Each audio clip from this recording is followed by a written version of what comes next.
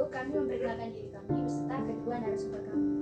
Baik, selamat malam Bapak. Selamat malam. Terima kasih sudah meluangkan waktunya untuk kami wawancarai.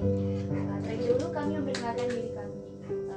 Baik Bapak, kami ini mahasiswa keperawatan dari Universitas Katolik Santo Paulus Sutya. Saya Farda Sanur beserta kedua teman saya ini. Saya Rosalia Restumabu. Oke baik Bapak, kami juga mempersilakan Bapak untuk memperkenalkan dirinya. Baik, terima kasih. Selamat malam adik-adik. Selamat malam. Nama saya Rino Abimarut, dari biasa dipanggil Rino. Status saya sudah berkeluarga. Baik, selamat malam untuk kita semua. Perkenalkan, nama lengkap saya Yohanes Darson, biasa dipanggil Yon. Status saya sudah menikah. Terima kasih. Baik Bapak, langsung saja. Malam hari ini kita akan membahas topik terkait konsepsi wawasan Nusantara di bidang sosial budaya. Jadi sebelum melakukan wawancara, saya akan menjelaskan apa itu konsepsi wawasan Nusantara. Jadi Bapak, konsepsi wawasan Nusantara sebelumnya mencakup pandangan akan kesatuan politik, ekonomi, sosial budaya, dan pertahanan keamanan, termasuk persatuan sebagai satu bangsa. Jadi Bapak, wawasan Nusantara ini juga adalah cara pandang dan sikap bangsa Indonesia mengenai diri dan lingkungannya, dengan mengutamakan persatuan dan kesatuan bangsa serta kesatuan wilayah dalam penyelenggaraan kehidupan bermasyarakat, berbangsa, dan bernegara. Jadi Bapak, topik yang kami ambil pada malam hari ini konsepsi wawasan Nusantara dalam bidang budaya saja. Baik Bapak, seperti yang kita ketahui selama ini bahwa konsepsi wawasan Nusantara di bidang sosial budaya sangat luas dari Sabang sampai Merauke, yang dimana bangsa Indonesia ini memiliki kebudayaan yang beragam dari setiap daerahnya, serta di dalamnya juga terdiri dari berbagai aspek kehidupan, yaitu adat istiadat, bahasa, seni, dan nilai budaya yang terus kita lestarikan, bahkan harus diwariskan dari generasi ke generasi. Oke, baik Bapak, permasalahan yang kita cakup pada malam hari ini itu Bapak, yang dimana ini sekarang ini Bapak banyak yang kita lihat itu masyarakat, terutama kaum mudanya itu yang dimana itu kaum mudanya ini kurang pemahamannya mengenai kurang pemahamannya tentang nilai budaya ya Bapak. Terus mereka juga kurang mengenal adat istiadat, bahasa, seni dari daerahnya masing-masing Bapak, karena kamu dan ini sering terpapar atau lebih terpapar dengan budaya populer, maksudnya budaya dari luar Bapak. Jadi di sini Bapak, bagaimana tanggapan Bapak atau pendapat Bapak mengenai masalah tersebut? Kamuda tadi, kurangnya pemahaman kamuda terhadap kebudayaan mungkin salah satunya globalisasi juga. Banyaknya kebudayaan asing yang masuk, sehingga atau mempengaruhi daya ketertarikan kaum muda terhadap budaya, karena mereka juga ikut gaya-gaya yang masuk dari luar. Silih berganti masuk, begitu juga mereka juga ikut begitu.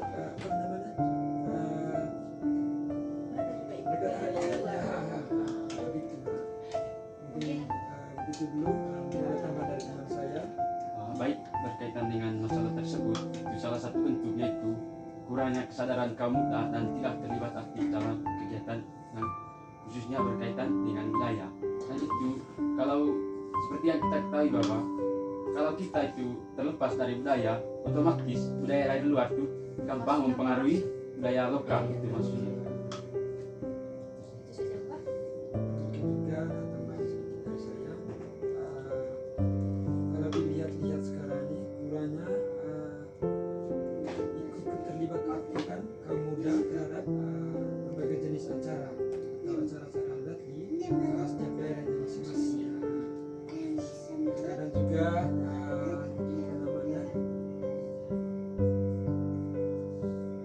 kurangnya juga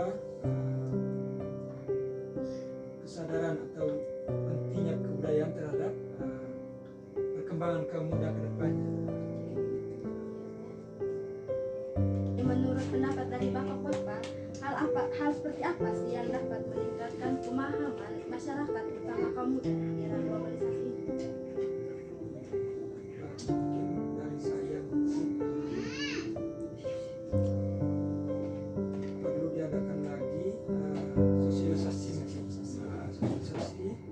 terhadap kaum muda bahwa betapa penting itu kebudayaan. Terus juga mungkin dari pemerintah juga perlu buka sanggar-sanggar di setiap daerah atau di setiap perkampungan supaya ikut terlibat aktif juga kaum muda di dalam atau sejenis organisasi begitu, organisasi kaum muda yang di dalamnya itu membahas atau berkecimpung untuk membahas kebudayaan. Sedikit dari saya, seperti yang kita ketahui itu, kalau kita sebut tentang budaya itu berarti kita ketahui bahwa budaya itu warisan leluhur, yang artinya dia itu ada secara turun temurun. Dan kita ketahui juga bahwa belajar budaya itu sepertinya belajar konsep ketuhanan tuh. Terus seperti yang kita ketahui dalam budaya itu ada istilahnya, ada istilah pokoknya banyak. Terus salah satu solusinya untuk mempertahankan itu bahwa kita itu terlibat aktif dalam kegiatan-kegiatan budaya. Salah satunya itu caci, ronda, kan itu merupakan salah satu bentuk untuk mempertahankan budaya kita. Terima kasih. Mungkin juga Bapak kan ini sudah masa era globalisasi itu, jadi kaum muda ini sering terpaku pada handphone gitu. Terus sepertinya itu Bapak mungkin ini kaum anak muda ini bisa menggunakan HP gitu, Ya. maksudnya untuk mencari tahu itu tentang Mungkin budaya. itu juga salah satunya dari cara untuk mengembangkan kebudayaan yang menjadi lebih menarik Iya. adalah dengan memanfaatkan media sosial tadi dan teknologi yang ada, contohnya seperti HP atau juga laptop. Itu salah satu bentuk nyata dari salah satu generasi muda yang membantu anak-anak muda lainnya untuk mengetahui kebudayaan melalui tayangan di YouTube misalnya yang diunggah oleh seseorang misalnya. Sedikit tambahan dari saya, tadi teman sudah menjelaskan bahwa berkaitan dengan media, kita ketahui bahwa media ini mengandung dua dampak. Yang pertama itu dampak positif dan dampak negatif. Salah satu dampak positifnya kita ketahui berkaitan dengan budaya, salah satunya itu menonton berbagai jenis budaya kita. Untuk dampak negatif, Kalau untuk dampak negatifnya itu menonton yang tidak seharusnya kita nonton Misalnya di juga media menonton budaya dari luar itu kan dari mempengaruhi luar itu, budaya kita, dan itu salah satunya merusak budaya kita budaya sendiri. Iya, kasih Pak. Terus Bapak, penyebabkan ketidakpahaman masyarakat kaum muda dalam memahami nilai-nilai budaya tradisional selain terpapar atau tertarik budaya populer, global atau budaya, contohnya seperti apa? Mungkin kalau penyebabnya kurangnya regenerasi maksudnya itu tadi kurangnya keterlibatan aktifan kaum muda dalam berbagai jenis acara. Contohnya acara-acara kita di sini itu acara ronda misalnya atau acara tarian caci. Hampir di acara-acara tarian caci itu yang ikut terlibat aktif di dalamnya itu mungkin kalau dilihat ya orang-orang yang tua sudah usia lanjut semua. Kalau dilihat dari kurangnya ikut partisipasi kaum muda di situ, makanya itu salah satu faktor juga. Mungkin juga salah satu faktor yang tadi Bapak seperti yang dijelaskan tadi Bapak tadi, seperti dampak negatif dari penggunaan handphone tadi itu, yang dimana tadi itu misalnya kaum muda itu mempelajari budaya-budaya Iya, yang budaya tidak lain. seharusnya kita belajar Iya, gitu. itu juga hal yang mempengaruhi dampak ketidakpahaman dari kaum muda. Terus itu juga mungkin dari pemerintahnya juga kurangnya membantu organisasi muda membahas secara khusus tentang kebudayaan dari pemerintah. Juga salah satu dampak lain. Atau juga masuknya budaya-budaya asing yang tidak seharusnya kita cerna. Jadi mungkin ada pendapat lain. Kalau dari saya itu mungkin itu sekarang tuh kaum muda itu terlalu anggap remeh atau masa bodoh berkaitan dengan budaya. Padahal budaya itu seharusnya itu melekat pada diri kita sendiri. Tapi kita ketahui sekarang juga bahwa budaya itu diwariskan kepada kaum muda dan seharusnya kita itu terapkan dalam kehidupan kita sehari-hari. Mungkin ada sambah-sambahan dari adik-adik menyangkut tadi. Itu sih sebenarnya Bapak. Tapi mungkin juga ini kurang untuk kesempatan belajar dari kaum muda, misalnya kurang aktif dari misalnya organisasi atau apa di kalangan masyarakat mungkin juga Bapak, misalnya kurang aktif untuk meluangkan belajar untuk mengajak kaum muda untuk belajar bersama, atau misalnya contohnya tadi seperti yang Bapak jelaskan tadi itu membuat suatu organisasi toh itu mungkin pemerintah atau contohnya Bapak ya, saat contohnya saja seperti tua golon itu kurang apa bersosialisasi dengan kaum Iya, muda iya, gitu. betul sekali. Itu mungkin itu saja Bapak. Juga pengaruh gaya hidup. Iya Bapak. Gaya hidup yang ya kalau dilihat sekarang gaya hidup yang muda sekarang ya. Ya mengikuti ya Mengikuti ini gaya-gaya luar. Aturan yang sebenarnya. Iya Bapak. Jadi menurut Bapak dalam kehidupan sehari-hari apakah ada peranan lembaga pemerintah maupun non pemerintah dalam mengatasi masalah kaum muda ini? Peran atau partisipasi dari pemerintah Iya Iya. dalam kehidupan sehari-hari. Peran dari pemerintah itu kalau dilihat mungkin apa ya? Baik, kalau dari saya kan kita sudah ketahui bersama itu bahwa media ini ada dampak positif. Kemarin mungkin teman-teman sebagai mahasiswa Unika juga nonton kemarin di YouTube-nya Unika itu ada mahasiswa Unika itu yang ikut lomba di Kupang dalam konteks duta bahasa. Oh iya Bapak. Dan saya ketahui bahwa ada dua kemarin mahasiswa Unika dan mereka itu bahwa dalam konteks bahasa Manggarai, dan itu merupakan tindakan nyata berkaitan dengan wilayah kita, dan mereka juga banyak bawa tarian-tarian dari adat Manggarai, dan puji Tuhan kemarin mereka itu dapat podium juara 1. Mungkin itu tindakan nyata dari pemerintah.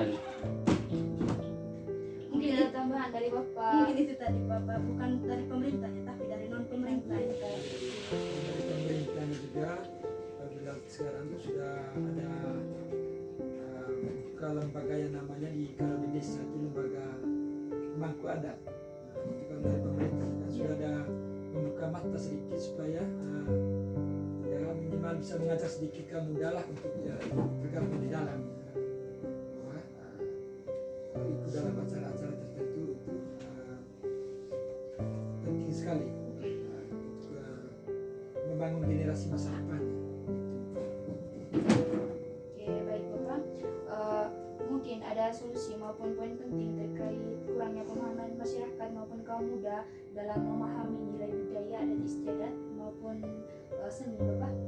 Mungkin ada poin pentingnya. Kalau saya lihat sekarang ya kurangnya apa namanya kalau dilihat tuh tergantung dari gaya hidup yang sekarang terlihat itu ya kadang sudah melebihi batas. Lihat sekarang mereka lihat gaya-gaya dari luar termasuk mereka juga ikut langsung tercerna tidak berpikir bahwa ini apa ini yang gaya-gaya yang masuk ini konsekuensinya bagaimana ya gitu. Baik, dari saya mungkin kita ketahui bahwa terjadinya suatu perubahan dalam diri kita manusia itu tentu yang pertama itu karena zaman tuh Iya. seperti seperti yang kita ketahui bahwa sekarang itu terjadi mungkin kalau anak muda zaman sekarang itu mungkin mereka tidak berpegang teguh yang namanya budaya. Padahal budaya itu mungkin itu dasar dari hidup kita sebagai orang Manggarai. Maksudnya kita orang yang Manggarai, kita Orang Manggarai. Mungkin ada tambahan Bapak atau bagaimana? Teman saya mungkin begitu, mungkin ada sanggahan dari adik-adik mungkin berkaitan dengan Oke.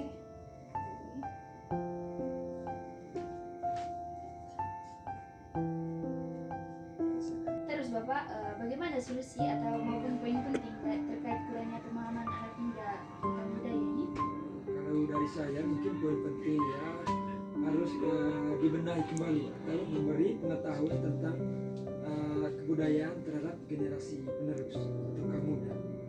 Mungkin juga